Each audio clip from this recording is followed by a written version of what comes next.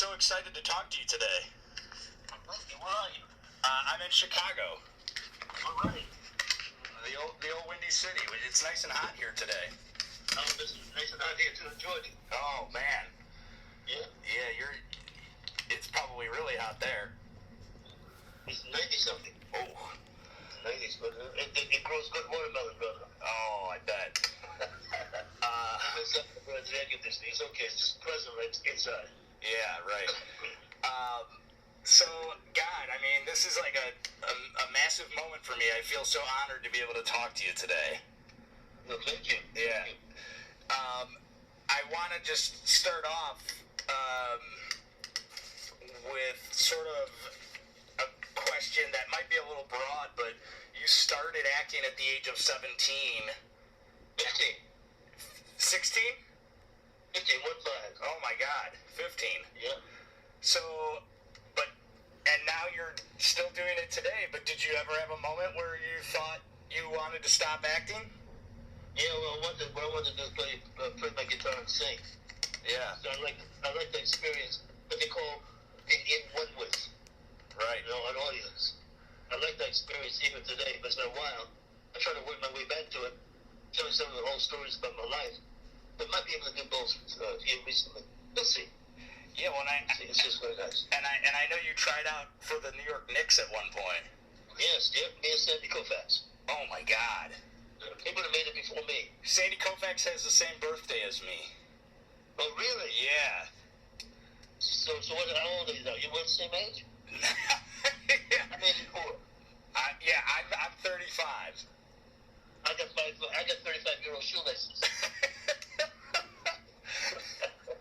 Well, I'm glad you never gave it up. I mean, I'm glad you didn't give up acting. I watched Richard Gere at like an anniversary screening of Officer and a Gentleman, right? And he got really emotional talking about it. And after watching it, I guess it's a little bit of a two-part question here. Have you revisited Officer and a Gentleman, and do you or would you get emotional watching it? Yes, I can. It's a question that every man and every woman has to face eventually. Yeah. Your decision, otherwise you have no place else to go. Right. It's an important one for every human being. Yeah. And for all that, we have to have the luxury of all those variety of choices like everybody has. Make an intelligent, common sense decision. Yeah. And get all the facts together to make a common sense decision about where you're going to go next. Sometimes it's not one, maybe it's more than one answer. Yeah. Yeah, but have you revisited that movie? Have you revisited Office? Many times. Does it? And it's also a similar philosophy in other movies that come up with the same decision that one has to make. Right. Yeah, I mean, well, and like when you got the role to play, Sergeant Foley, I was reading. Well, did you know that the part was sort of the one that was going to define your career? No, not at all. Yeah. No, not at all. As a matter of fact, they had hired another actor. My agent said to Taylor that, but they paid the other actor off. Yeah, because I had read that like Jack Nicholson had turned the role down. Did Jack Nicholson get offered that job? I read that he turned down the role. Like he read the script and just didn't want it. Well, he said you can't handle the truth. Well, I think he stole a lot of that attitude from your performance. Yeah, he won't talk to me. I don't know why. Oh boy. So, and winning the Oscar for you is obviously a big moment. Prior to hearing your name called, did you set your expectations as low as possible that night?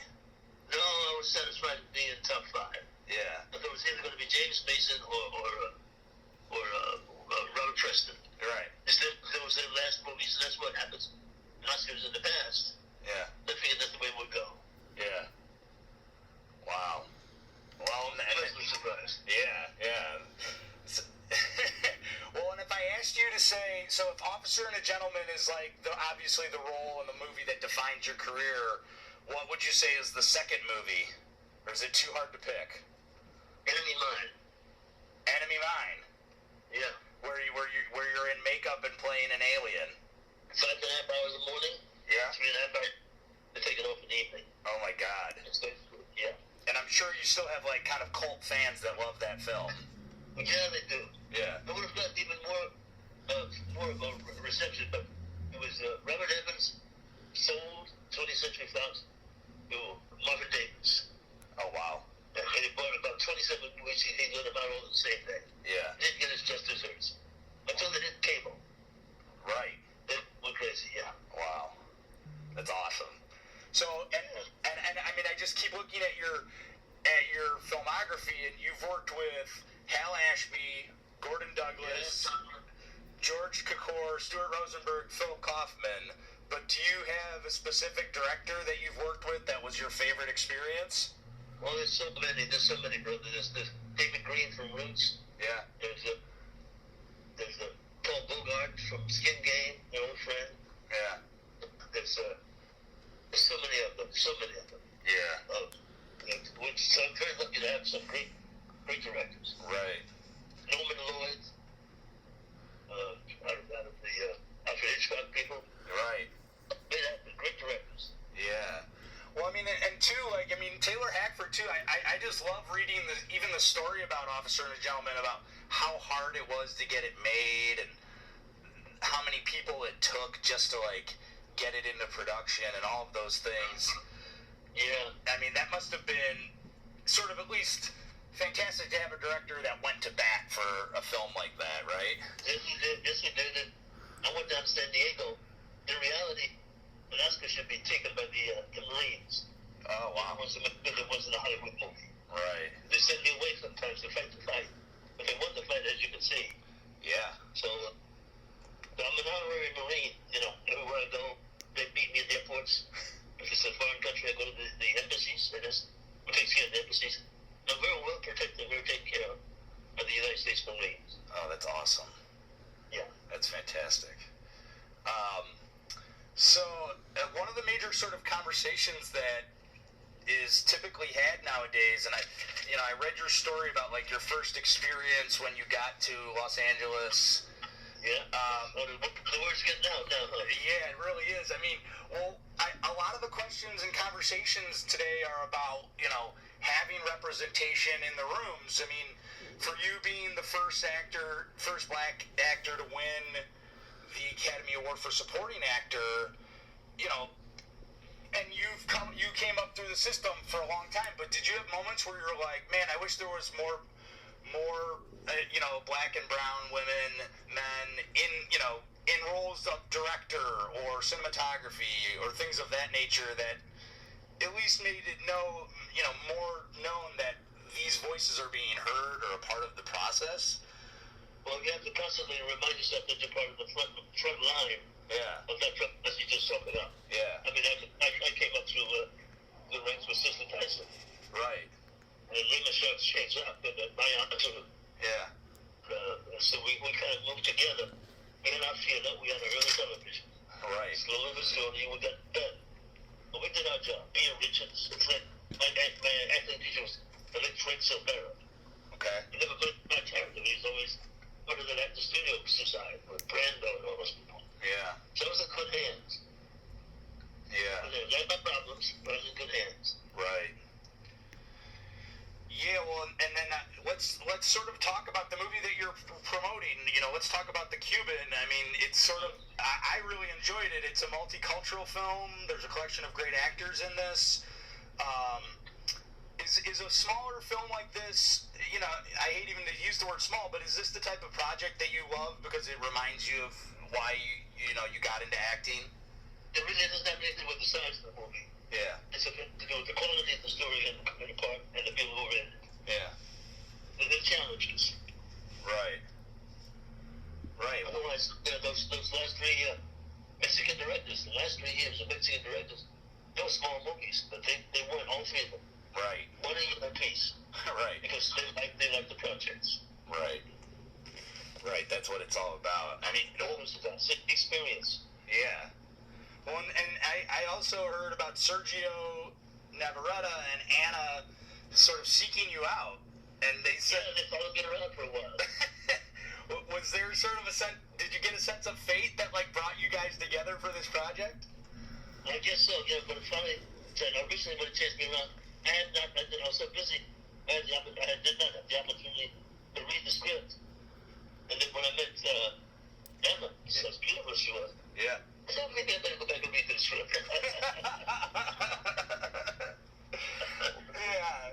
Oh, the two of you have great chemistry together, obviously. Oh, I love that young lady. I love her. She's so talented. Yeah. So talented. Yeah, it just shines through off the screen. And for your character of Luis, it's sort of a different role for you. Not a crazy amount of dialogue because you are this character, dealing with dementia.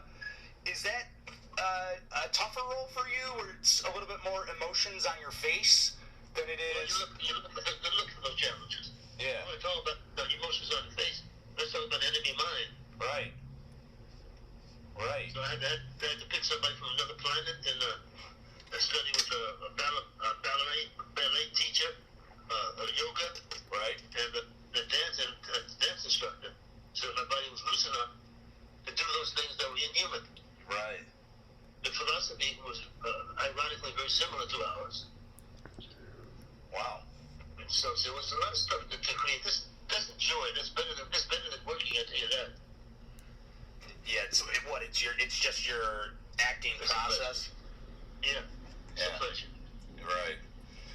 Well, yeah. I mean, and my final question for you is that I feel like you're having like a little bit of a career revival too. You're in Watchmen, which is like one of the biggest hits of the year. Yeah. And now the Cuban.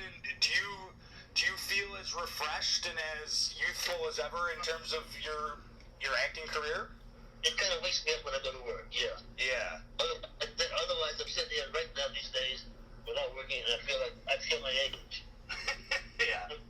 When I'm involved in directing, I don't even think about it. Right.